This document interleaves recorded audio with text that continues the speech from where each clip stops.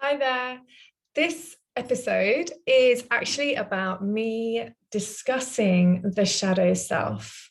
So, I really wanted to explore the impact of the shadow self on each of us as individuals because it's come up a lot for me recently with clients, and it's something that affects all of us all the time. I actually feel that our journey with our shadow aspect is probably one of the fundamental experiences of our lives. And the easier we can make that, the more our understanding of our shadow self is explored, the better I think we'll understand how to move through life in a way that feels much easier, actually.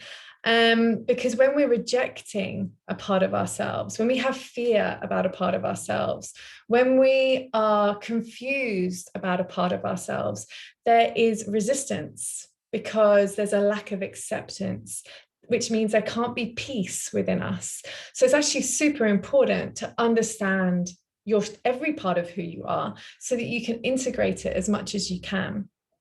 So I've had two cases come up for me recently, which I felt were really potent in how they gave really wonderful examples of how the shadow self can affect our behaviors subconsciously and make us express and act out or believe certain things about ourselves that are fundamentally destructive. And I wanted to share these with you because you might relate on some level. It might give you further clarity on something that you've been carrying for a while about yourselves. So, I'm going to try and do both of them, but I may have to split the video with one case and then the second. We'll see how long it goes. Okay, so the first one is a lady that I nearly told you her name. Is a first lady who came, and her expressed desire in our session was actually to explore her shadow self. And I had worked with her previously, and I knew that she had had a prior belief that her shadow self was this like dark, almost demonic aspect of her that could really ruin her life if she let it. And so there was this kind of sense of suppressing this part of who she was. And so I was really surprised that she was so open and so eager and willing to dive into this, but really thrilled at the same time. You know, over my experience, I've realized how potent timing is. You know, it's one thing to know that you have a block in a certain area. It's another thing to really tune into that. And there's always the right time to do that. So you might be aware of a block. Whatever you do, don't give yourself a hard time about not dealing with it, because when you do decide to deal with it, you'll have the right balance within yourself to do it really well.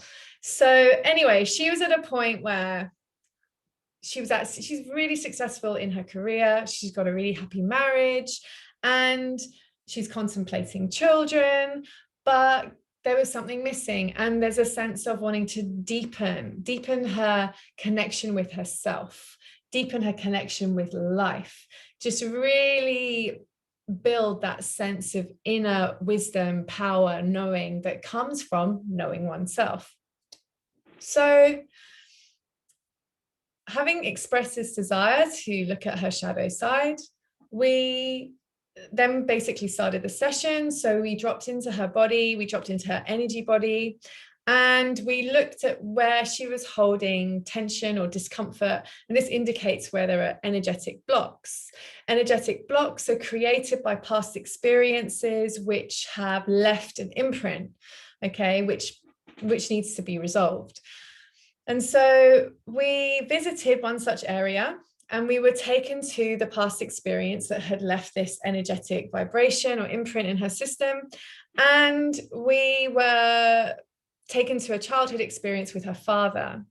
And so we called her father in on an energetic level. And she was encouraged by me to have a conversation with him where I really strongly invited her to speak as honestly as she could. The more real and authentic you can be in this kind of session, the more you're going to get out of it. And she did. And she was really, really courageous and really spoke from her heart. What transpired in this, I'm just going to access my notes at the same time. What transpired in this conversation with her father was essentially two things. The first was that she carried a lot of guilt from her childhood because she had not spoken to him for a decade, largely because of the impression she was given of her father through her mother's eyes. And she was living with her mother post her parents' divorce. And so naturally, she had taken on a lot of her mother's beliefs and ideas about her father at that point. And it had resulted in her not talking to him for a decade.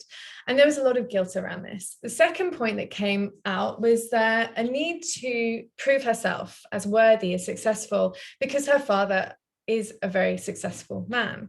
And so having established these 2 points, we then went and spent time with the aspects of herself which believed these things, okay? So we went back and visited her teenage self, who was in the midst of not talking to her father. And as we did that, she was able to connect with this 16-year-old version of her, who at that time was dealing with a mum who wasn't very well.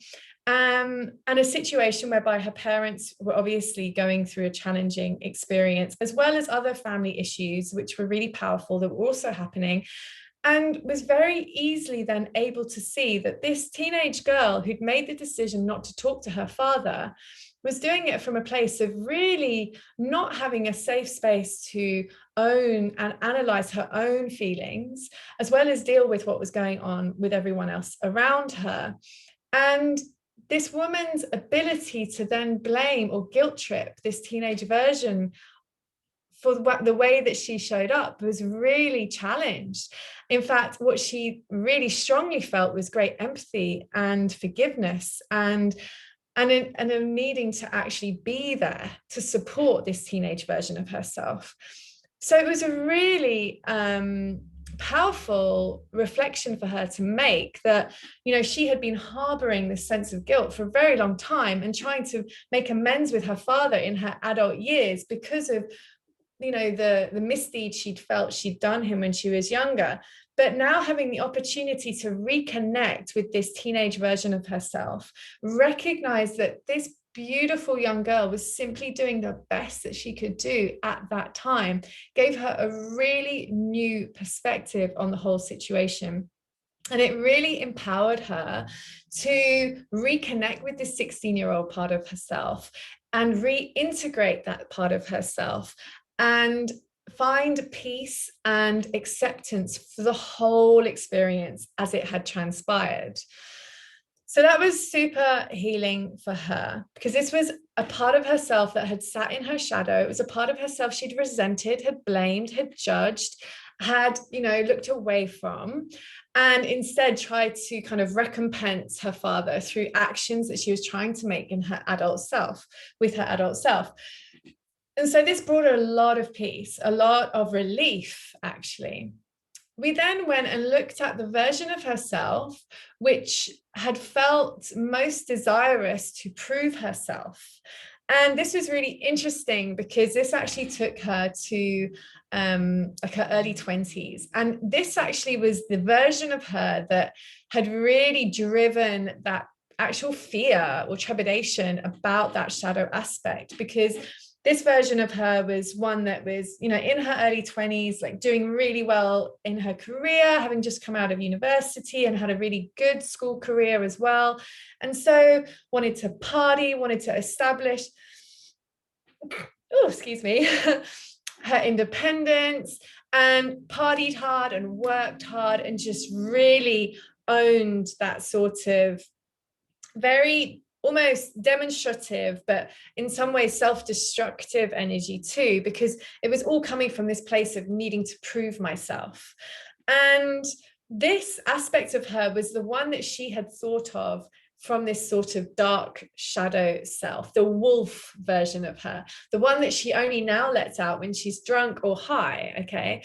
And so recognizing that this was that version of her, it was really interesting, at least from my perspective, to observe that you know, this beautiful woman seeing this part of her which she had judged and, you know, shamed for such a long time, really still felt very uncomfortable about this version of her, and yet could even in that recognize that this version of her was, you know, fresh out of uni, was, you know, fresh into this really big job for a really well-known company, and, you know, successful, but trying to navigate all of this and find security and balance, but also establish independence, establish herself, her woman self, like really stepping away from the family unit and really stepping into her personhood, and did it with the tools she had at the time, which, yes, might have been challenged because of what was going on at home, or, you know, hangovers from what had happened earlier in her childhood.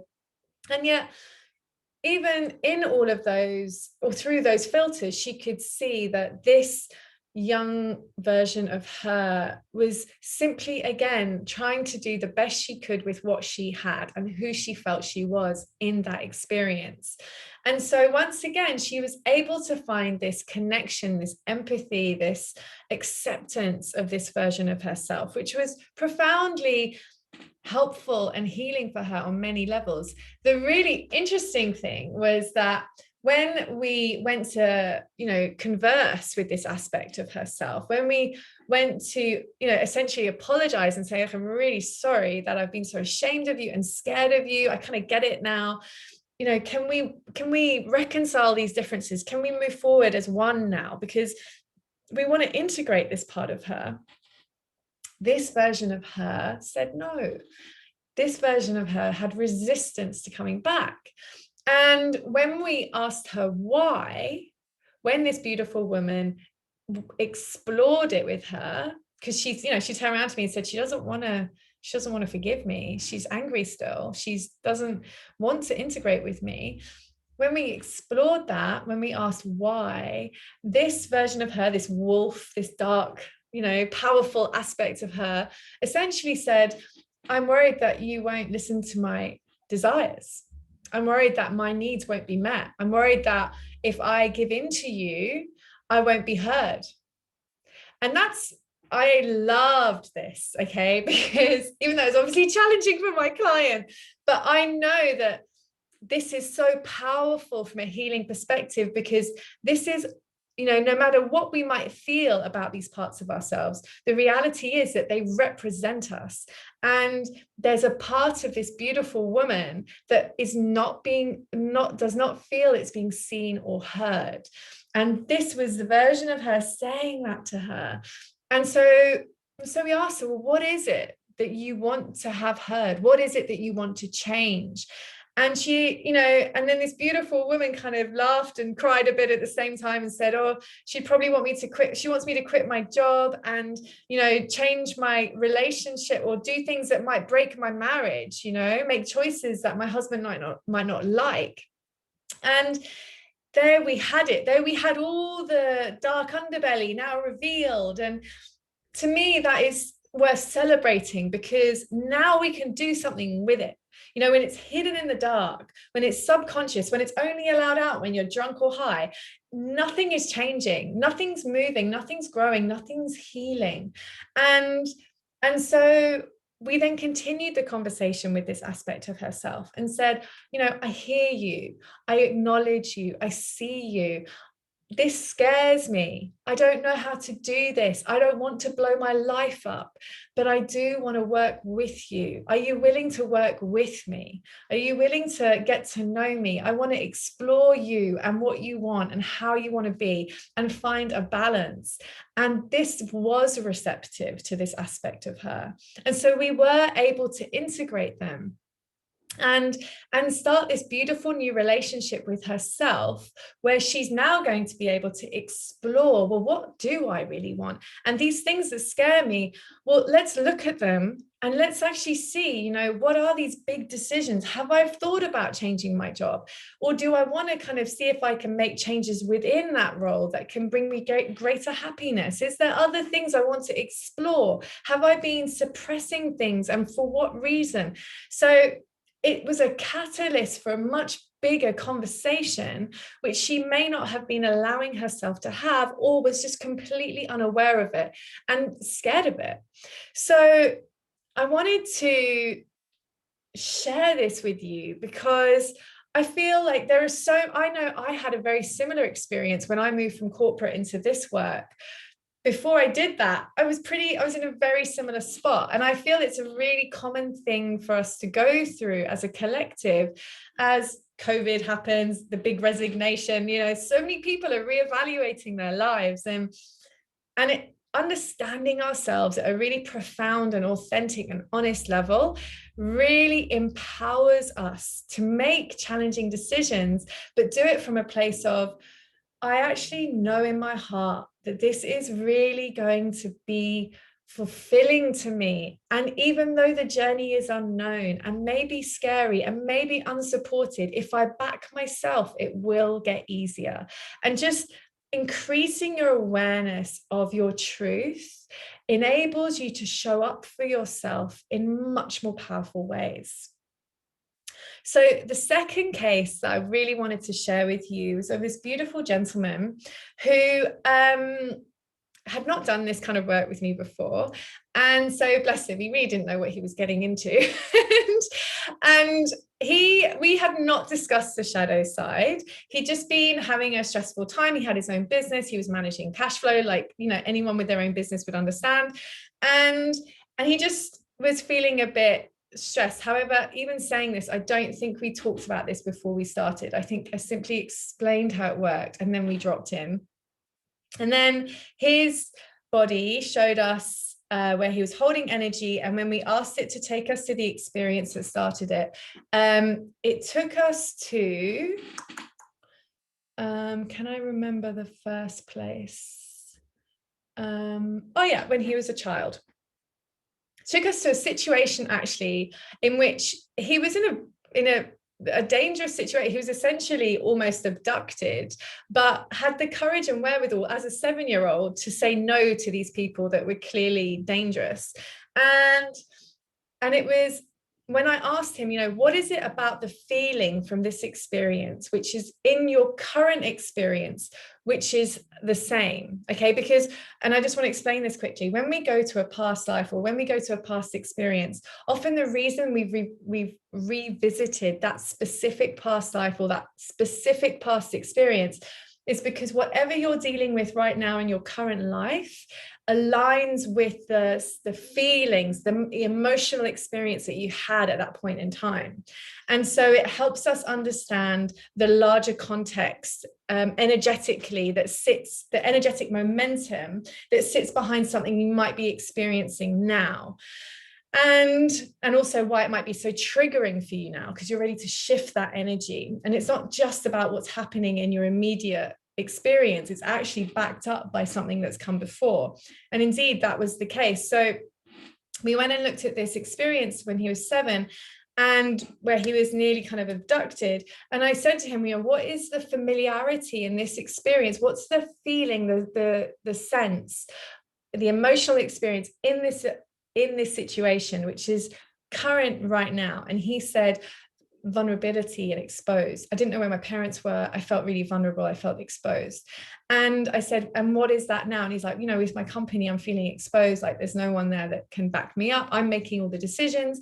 So that was really, helpful, because then we could see that this 7-year-old boy had made a really good decision, in spite of the fact he'd felt insecure, felt fearful and exposed and vulnerable. Even in that place, he had made powerful, potentially life-saving decisions.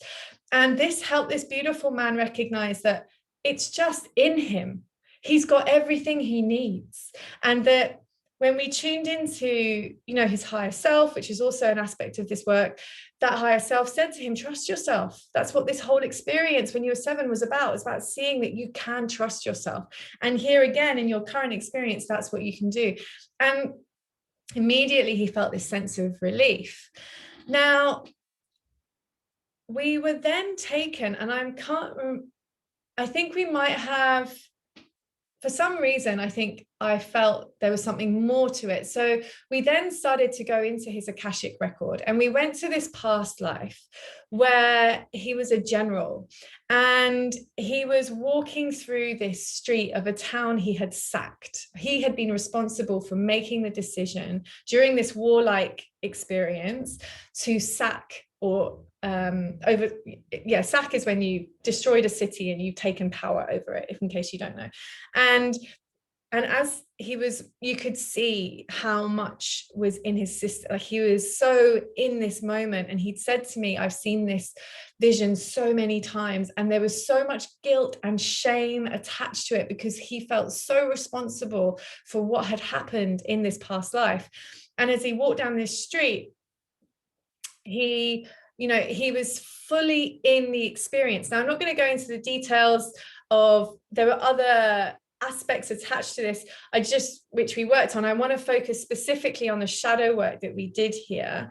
Actually, no, thinking about it, it was kind of relevant. He saw this woman as part of this memory from this past life by the street, who he said, I know what my men have done to her family and her, and I'm feeling so much guilt and so much sorrow.